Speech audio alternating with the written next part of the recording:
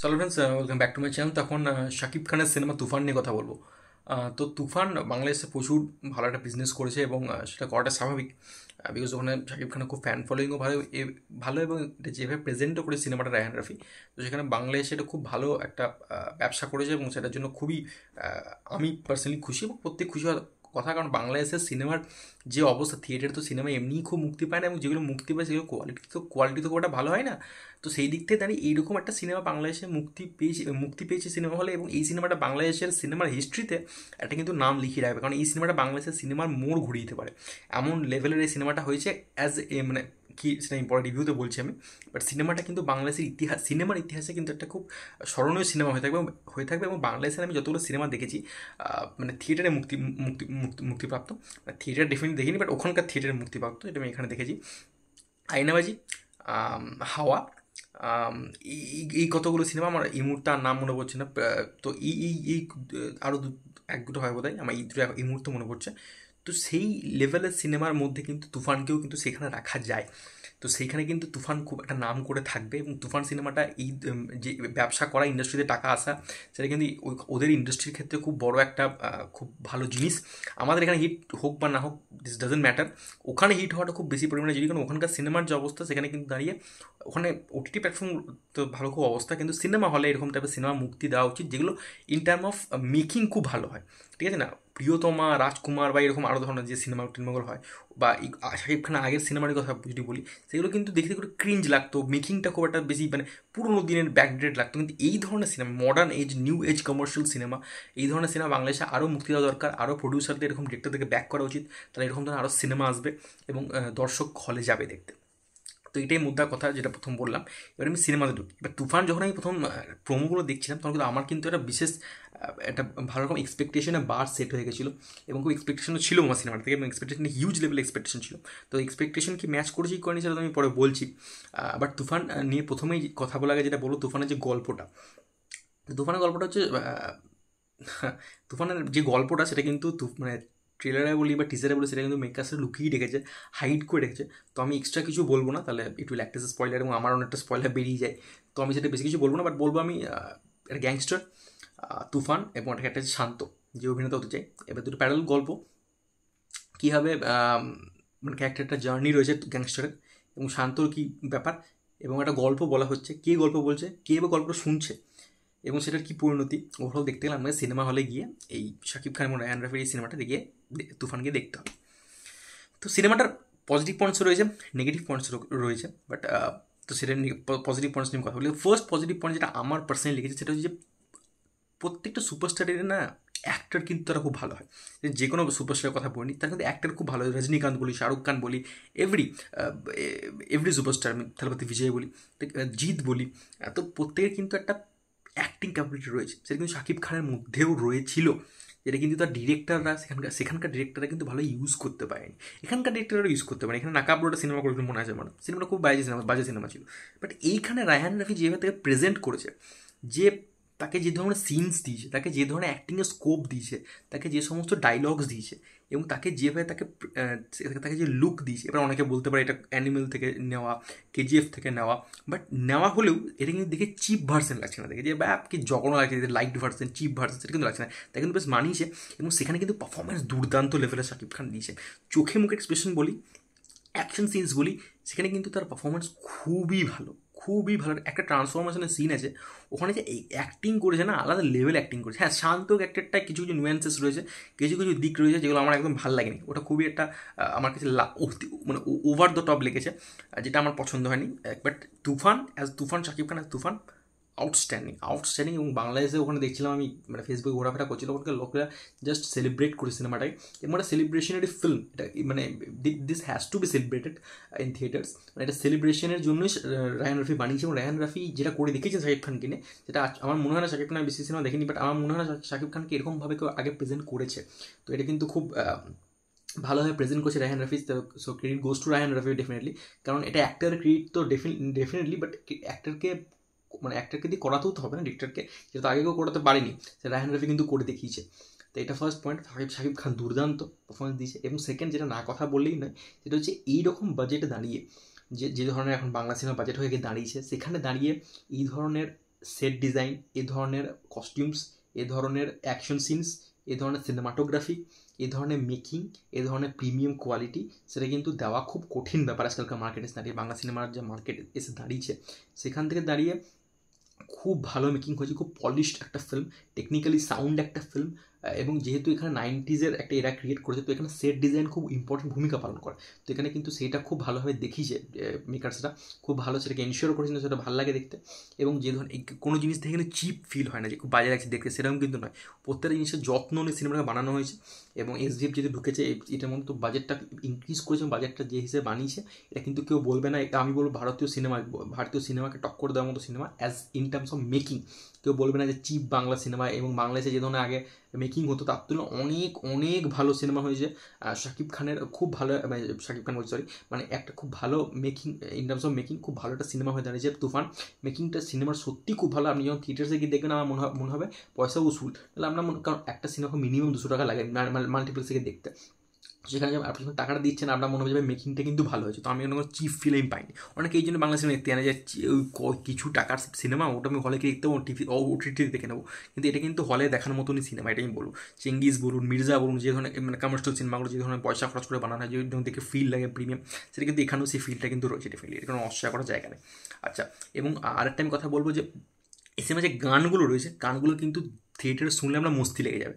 গানগুলো এমনি মানে অনলাইনে ওয়ার্ক করেছে এবং থিয়েটার্সেও গানগুলো খুব ভালো ওয়ার্ক করেছে এবং সেগুলো শুনতে খুব ভালো লাগছে, এবং সেভাবে যেভাবে যে দেখিয়েছে সেটাও খুব ভালো লাগছে দেখতে। কিন্তু হ্যাঁ, ডেফিনেটলি এখানে এটা আমি একটা নেগেটিভ পয়েন্ট এখানেই বলি, সেটা হচ্ছে গানগুলো স্ক্রিন পেতে কোনো রকম কোনো যোগদান নেই, এটা কোনো কন্ট্রিবিউশন নেই স্ক্রিন পেতে। গানগুলো জাস্ট রাখার জন্য রেখেছে। তো কিন্তু গানগুলো শুনতে আমরা মস্তি লাগবে, এটা তো অস্বীকার করার কোনো জায়গা নেই। শুনতে মস্তি লাগবে, দেখতেও একটা গ্লসি প্রিমিয়াম ফিল দেয়। তো গানগুলো উড়াধুরা বলি আমি, দুষ্টু কোকিল বলি আমি, তো সেগুলো শুনতে বেশ ভালো লাগে। তো এটা অস্বীকার করার কোনো জায়গা নেই আমার। এবং শুনতে বেশ মানে ভালোই লাগবে, দেখতে আমরা বেশ ভালো লাগবে। তো এইগুলো ওভারঅল লেগেছে। এবং আমি পারফরমেন্স আরেকজন কথা বলতে ভুলে গেলাম, স্যার চঞ্চল চৌধুরী এখানে কিন্তু সিনেমাতে অনেক পরে এন্ট্রি আছে, বাট তাকে যেটুকু স্কোপ দিয়েছে সেখানে তিনি বলে ছয় মেরেছেন, বলে তিনি ছয় মেরেছেন। শাকিব খান চঞ্চল চৌধুরীর পারফরমেন্স নিয়ে বলার ধৃষ্টতা আমার নেই। তিনি একজন খুবই গুণী অভিনেতা এবং সে যেভাবে এখানে ক্যারেক্টারটা যেভাবে লেখা হয়েছে তার সঙ্গে তিনি যেভাবে তার একটা টাচ দিয়েছেন, তার সিগনেচার টাচ দিয়েছেন চঞ্চল চৌধুরী, সেখানে হিউমার যেভাবে ক্রিয়েট করেছে, খুব কালারফুল লাগে ক্যারেক্টারটা দেখতে। তো সেইখান দিয়ে দাঁড়িয়ে চঞ্চল চৌধুরীর ক্যারেক্টারটা খুব ভালো লাগে দেখতে আমার। তো এখানে নেগেটিভ পয়েন্ট আছে, পরে বলছি সেটা আমি। চঞ্চল চৌধুরী কিন্তু পারফরমেন্স ফাটিয়ে দিয়েছে, দুর্দান্ত হচ্ছে। পারফরমেন্স কিন্তু প্রত্যেকেরই বেশ ভালো পারফরমেন্স হয়েছে, এটা নিয়ে অস্বীকার কোনো জায়গা নেই। মিমি চক্রবর্তীকে অন্যান্য সিনেমাতে যেগুলো করেন, মানে অন্য সিনেমা করেন বলাটা ভুল আমার, বাট একটা টিপিক্যাল কমার্শিয়াল সিনেমায় যে ধরনের নায়িকাকে গ্ল্যামার কোশ্চেনটার জন্য রাখা হয়, তাকে সেই জন্য রাখা হয়েছে ডেফিনেটলি, বিকজ তিনি একটা নায়িকার অভিনয় এখানে প্লে করছেন। বাট তার কিন্তু রোলটা একটা মিঠি রোল ছিল, আমি বলবো তার করার কিছু জায়গা ছিল, তার ক্যারেক্টারটা লেখা হয়েছিল ভালো। বাট নাবিলার ক্ষেত্রে নাবিলা কিন্তু পারফরমেন্স বেশ সিনসিয়ারলি পারফরমেন্স দিয়েছে। নাবিলার পারফরমেন্স ভালো, এবং আদার সাপোর্টিং কাস্ট আমি তো প্রত্যেকের নাম জানি না বাংলাদেশের, বাট ফজলুর রহমান বাবুকে আমি চিনি, মিসেস সদাগরকে আমি চিনি, এবং এখানকার লোকনাথ দাচরি, তাদের কাজ কিন্তু মোটামুটি ভালো, সেটা অস্বীকার কোনো জায়গা নেই। তো এটা হলো পারফরমেন্স আমি বললাম। এবং এই সিনেমাটোগ্রাফি নিয়ে যেটা বলতে হয়েছে, সেটা হচ্ছে সিনেমার লাস্টের দিকে গিয়ে একটা হসপিটালে একটা ওয়ান টেক শট রয়েছে, 4 মিনিটের মতন হবে, একটা ওয়ান টেক শট রয়েছে। সেখানে যে লেভেল অ্যাকশন এবং সেখানে শাকিব খানের যে পারফরমেন্স, সেখানে শাকিব খানের যে প্রেজেন্টেশন আউটস্ট্যান্ডিং, দুর্দান্ত। এই মার্কেটে দাঁড়িয়ে, বাংলা মার্কেটে দাঁড়িয়ে মানে ওয়ান টেক শট নেওয়া খুবই ডিফিকাল্ট, এবং সেটা যদি অ্যাকশন সিন হয়, তো সেখান দিয়ে বোঝা যায় যে মেকার্সটা কিন্তু এখানে বাউন্ডারিজ পুশ করেছে, তারা একটা ভালো সিনেমা বানানোর চেষ্টা করেছে। আমি ডেফিনেটলি চাইবো সবাই হলে গিয়ে দেখুক, এবং একটা কমার্শিয়াল সিনেমা, বাংলা সিনেমা। এখানকার লোকেরা অনেকেই তো ড্রামা সিনেমা দেখে, পরিবার ভিত্তিক, ফ্যামিলি তার থেকে আমি বলে এই সিনেমাটাকে চান্স দেওয়া উচিত। সিনেমাটার মধ্যে যতটা পেরেছে মেকার্সরা চেষ্টা করেছে, এবং হলে গিয়ে দেখতে মনে হবে না যে মানে খুব একটা পাতি ক্লিন সিনেমা দেখে মনে হবে না, পয়সা উসুল সিনেমায় মনে হবে। এটা ওভারঅল বক্তব্য। যেহেতু ওয়ান টেক শটটা কিন্তু বেশ আমার খুব পছন্দ হয়েছে, ওয়ান টেক শটটা খুব ভালো হয়েছে, এবং ক্লাইম্যাক্সের দিকে যেতে খুব ভালো টুইস্ট অ্যান্ড টার্নস রয়েছে, যেটা কিছু জায়গায় প্রেডিক্টেবল লাগবে, বাট একটা ভালো টুইস্ট রয়েছে যেটা খুবই আনপ্রেডিক্টেবল ছিল আমার কাছে। এবং লাস্ট দিকে তুফান 2 এরও একটা হিন্টস দেওয়া হয়েছে, তুফান 2 ডেফিনেটলি আসবে, যে ধরনের একটা সাকসেস পেয়েছে ডেফিনেটলি সেটা তো আসবেই, বাট শেষের দিকে টুইস্টটা কিন্তু বেশ ভালো ছিল। তো ওই স্ক্রিন প্লে ওই টুইস্ট অ্যান্ড টার্নসগুলো কিন্তু শেষের দিকে একটা মাস অডিয়েন্সকে কিন্তু বেশ মজা দিতে সক্ষম হবে।